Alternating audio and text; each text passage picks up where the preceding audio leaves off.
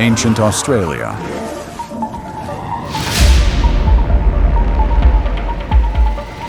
A place where predators could become prey. And the most bizarre creatures coexisted. Prehistoric Australia. The land where monsters hunted each other.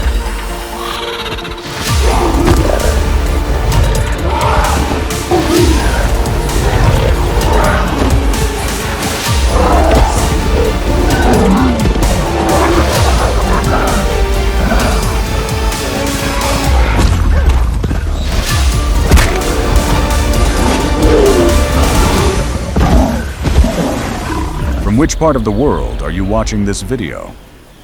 Leave us a comment and tell us. In an open woodland of southern Sahul, a mother thylacoleo and her young have been holding on for days. The dry season is tightening its grip on the land.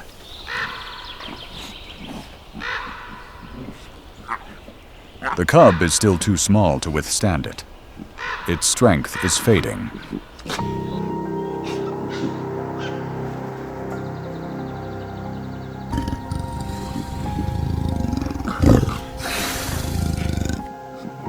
There is no other choice.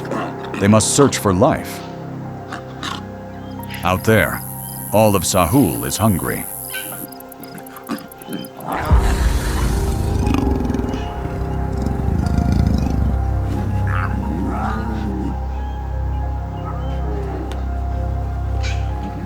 Ahead of them, the carcass of a kangaroo lies in the red dust, a valuable source of food.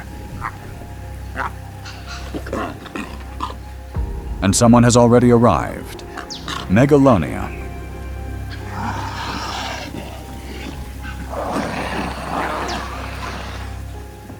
A relative of today's Komodo dragon, but much larger.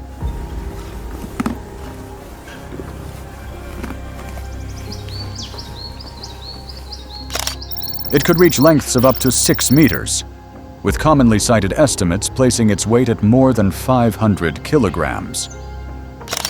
Its forked tongue constantly samples the air, collecting every trace of scent. Blood, carrion, injured animals.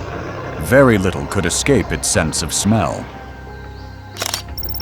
Its jaws are lined with backward curving teeth, sharp as knives, built to tear deep wounds into flesh. On the other side, the thylacoleo is much smaller, less than 2 meters long, but size has never been the only advantage.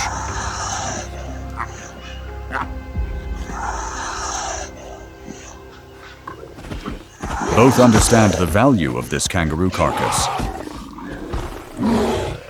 and both understand the cost of a fight.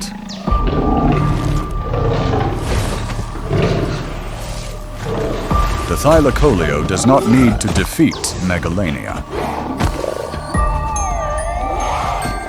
It only needs to convince its rival to abandon the meal.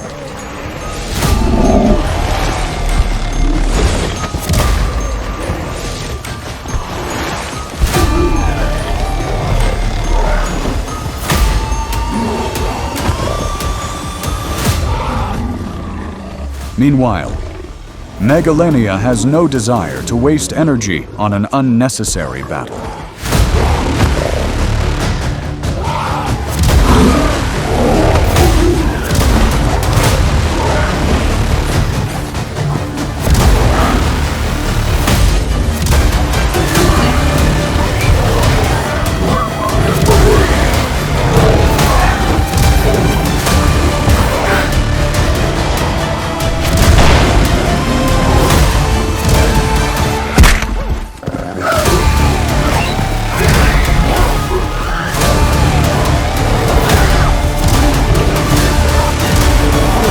The standoff drags on in mounting tension. Then, at last, the giant monitor lizard chooses to back away. The mother thylacoleo keeps her prize, and with it, a chance for her cub to survive. Even so, the confrontation has left its mark. A bite grazes her left shoulder. Not deep, but dangerous enough. Like many modern monitor lizards, Megalonia may have possessed a particularly dangerous bite. Its teeth could open large wounds, while compounds in its saliva may have made blood clot more slowly. Under the heat of Sahul, blood loss, dehydration, and exhaustion would gradually finish the job. What do you think? Would the mother Thylacoleo survive that wound? Share your thoughts with us in the comments below. Forget the Australia of modern cities. Forget its sun-drenched beaches. We are traveling back 50,000 years, to the closing chapter of the Pleistocene.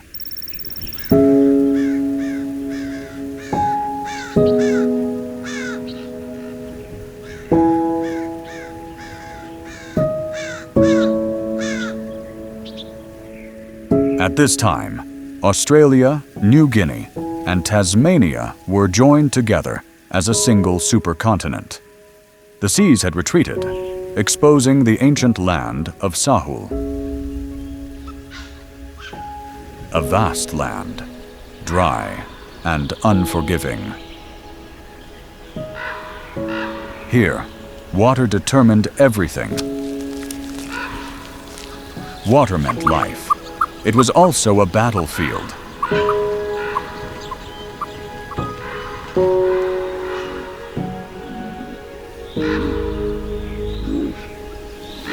Those who arrived first had a chance to survive. Those who collapsed along the way often never returned. And that rule applied to everyone. Even the largest creatures of Sahul.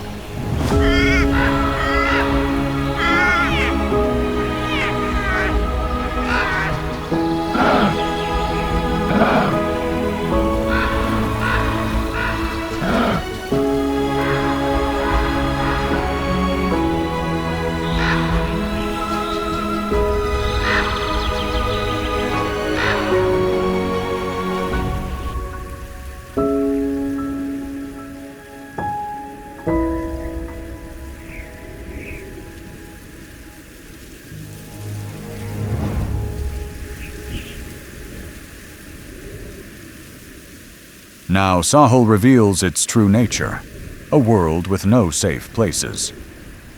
What made Sahul even more dangerous was that danger did not come only from the teeth and claws of predators. Here, even prey could become a threat. Over millions of years of evolution, many herbivores followed a different path. They became larger.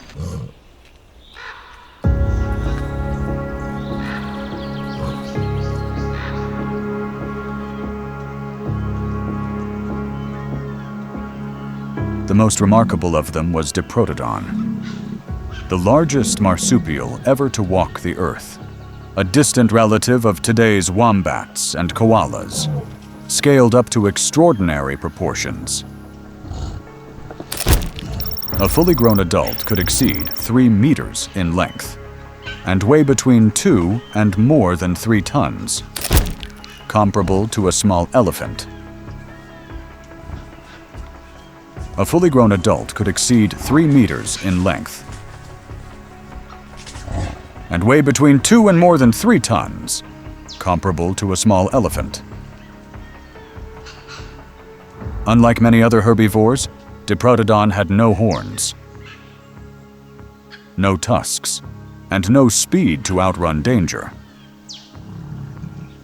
Its greatest weapon was its mass, a massive body, too large to bring down quickly.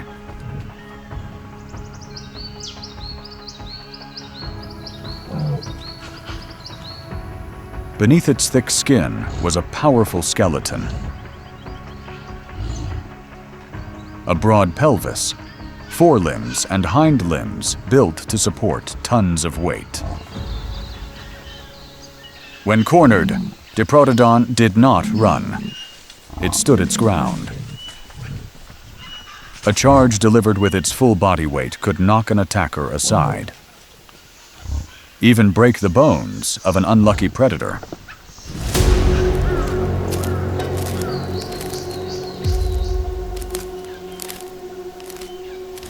Even its plant-crushing jaws were far from weak. Its bite force may have reached around 11,000 newtons, stronger than that of many modern herbivorous mammals.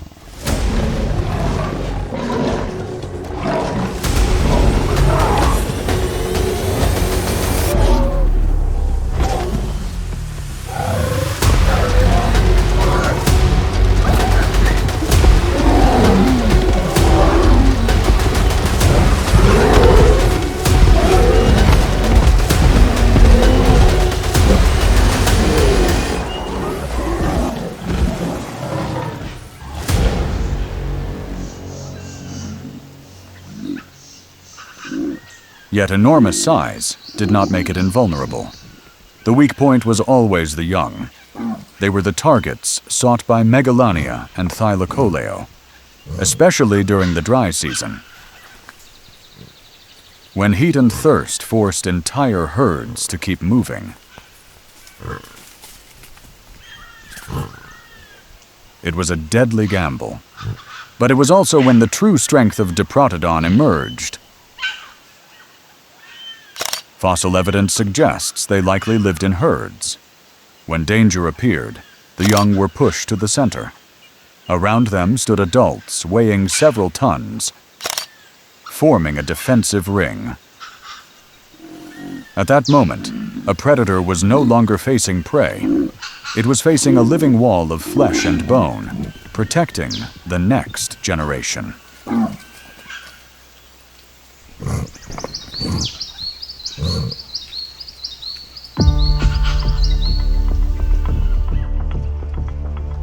Sharing the dry plains of Sahul with Diprotodon was another familiar name, a symbol of Australia in its 50,000-year-old form. Procoptodon golaya. The giant short-faced kangaroo, one of the strangest marsupials ever to exist. A fully grown adult stood around 2 meters tall and weighed more than 230 kilograms, several times larger than a modern red kangaroo. At first glance, it looked remarkably unusual. Its skull was short. Its face was almost flat. Its eyes were positioned partly forward. Seen head-on, Procoptodon looked more like a giant primate than a kangaroo. Beneath that short head was an exceptionally powerful jaw. The lower jaw was thick and fused into a solid structure, built to crush tough branches and the hardy vegetation of Sahul. Even the way it moved was different. At nearly 1/4 of a ton, continuous hopping was no longer an efficient way to travel.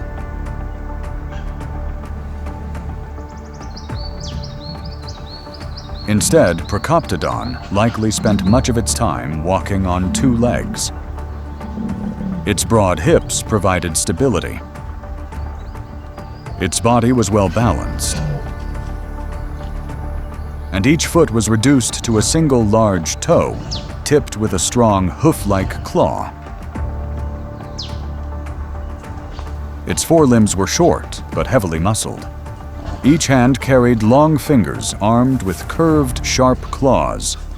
They were used to pull branches downward, bringing food within reach of the mouth. But when threatened, those claws could also become weapons. A single swipe was capable of inflicting serious injuries on any predator.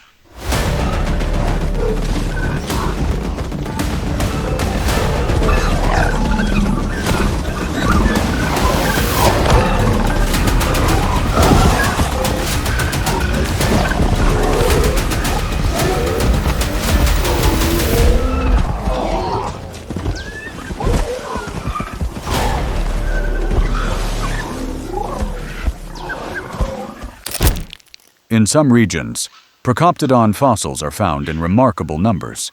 They were a familiar part of ancient Australia. It is very likely that the first Aboriginal Australians saw them with their own eyes. Many ancient traditions still preserve stories of enormous kangaroo-like creatures with long arms, impressive strength, and a temperament that was anything but friendly.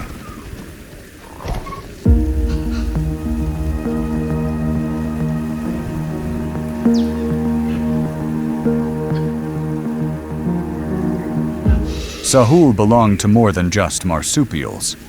It was also home to one of the most unusual birds ever to exist. Genyornis. Later Aboriginal peoples gave it names associated with thunder and great strength. The thunderbird.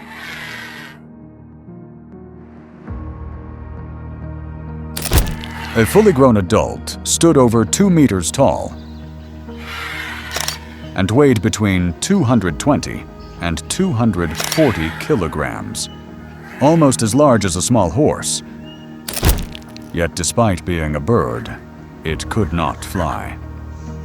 Its wings had shrunk long ago, leaving only remnants of a distant past. Unlike emus or ostriches, Genyornis was not built for racing across open plains. Its body was far more robust and heavily built. Massive legs supported its entire weight. Its dense skeleton functioned as a natural load-bearing framework. Every part of Genyornis was optimized for life on the ground. Its head was no less unusual. The beak was large, deep and powerful. Strong jaw muscles generated considerable crushing force, enough to process some of the toughest vegetation during the dry season. In many fossil specimens, paleontologists have also discovered gastroliths, stomach stones preserved within the gizzard region, a biological tool used to grind food before digestion. Together, the evidence suggests that Genyornis was primarily herbivorous, or an omnivore whose diet consisted largely of plants.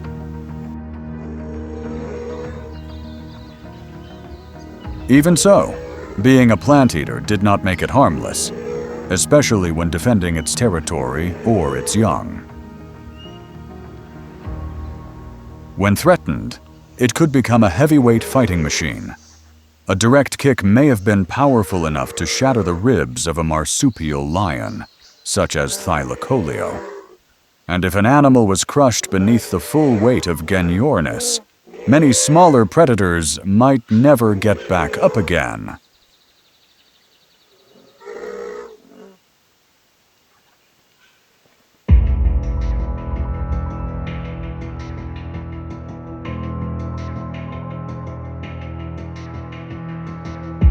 For millions of years, the giants of Sahul endured droughts, starvation, and the jaws of its most dangerous predators.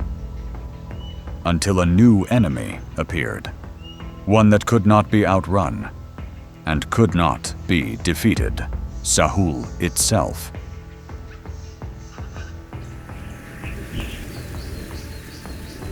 The sun hangs in the sky like a giant ball of fire. In many places, temperatures climb above 50 degrees Celsius. The ground splits apart. Vegetation withers and dies. Every breath burns like air drawn from a glowing forge. Water becomes increasingly scarce. Lakes that once sustained entire ecosystems have been reduced to thick pools of mud. White bones lie scattered along the shoreline, the remains of creatures that arrived too late. Sahul no longer resembles a living continent. The dying ghosts of Sahul. Amid the chaos, creatures that once remained hidden are forced into the open. Myolania digs deeper into the hardened earth, searching for the last traces of moisture. Now, as waves of fire spread across the landscape, what was once armor that protected life has become a burden that slows it down in a world that is burning. Along the dying rivers, Palomnarchus lies motionless in the shrinking muddy water. Its massive jaws, once capable of crushing turtle shells, now have little left to do but wait.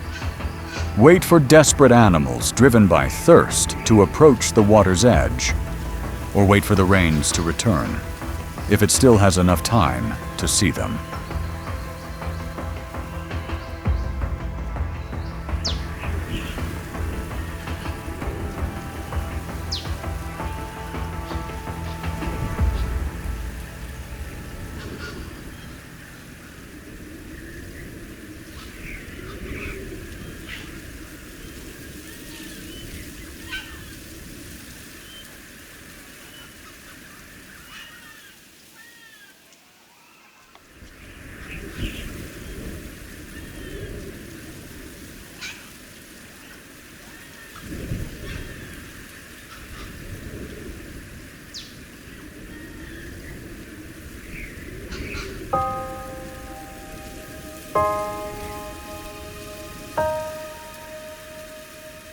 In the end, those giants disappeared from history, one by one.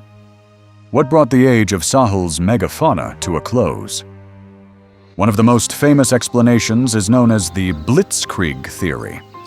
The Blitzkrieg, or overkill, hypothesis. According to this idea, the first people to arrive in Sahul hunted the megafauna on a massive scale.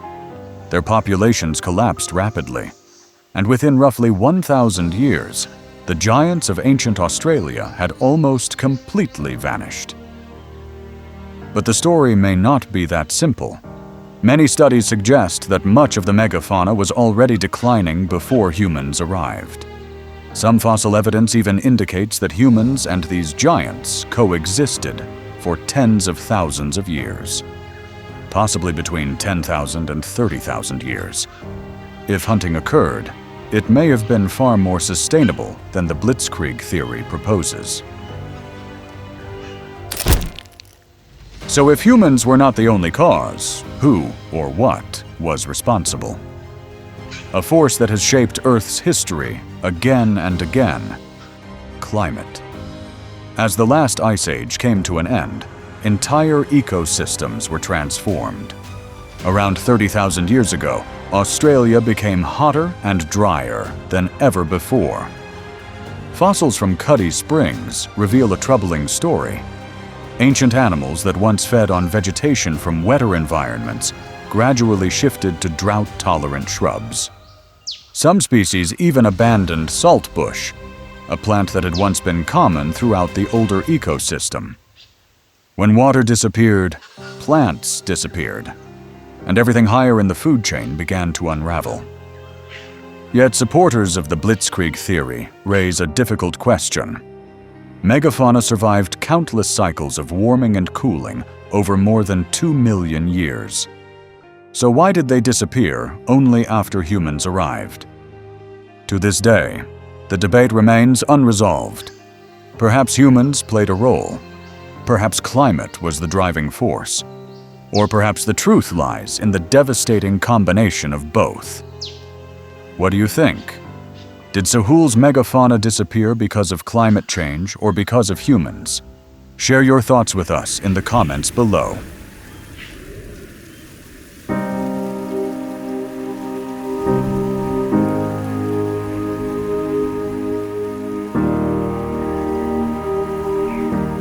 The brutal age of Sahul has long faded into the red dust of the outback. But Australia has never stopped being a dangerous place. Today, more than 80% of its mammals, reptiles, and amphibians are endemic, found naturally nowhere else on Earth. While much of the world was shaped by horses, antelope, and big cats, Australia followed its own evolutionary path.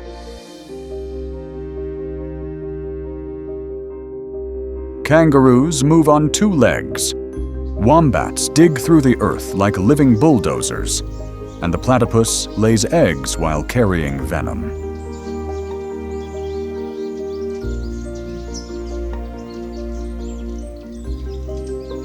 It is also home to many of the world's most dangerous animals, from the inland taipan, to the eastern brown snake, to the blue-ringed octopus, and the Sydney funnelweb spider.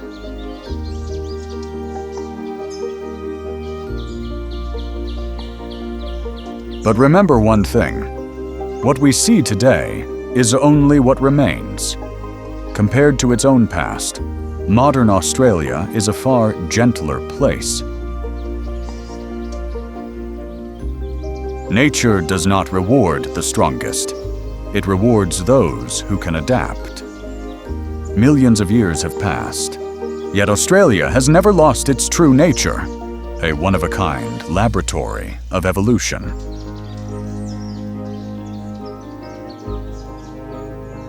Have you ever visited Australia? And which animal there impressed you the most? Share your thoughts and experiences in the comments below. And if you've made it this far, thank you for watching.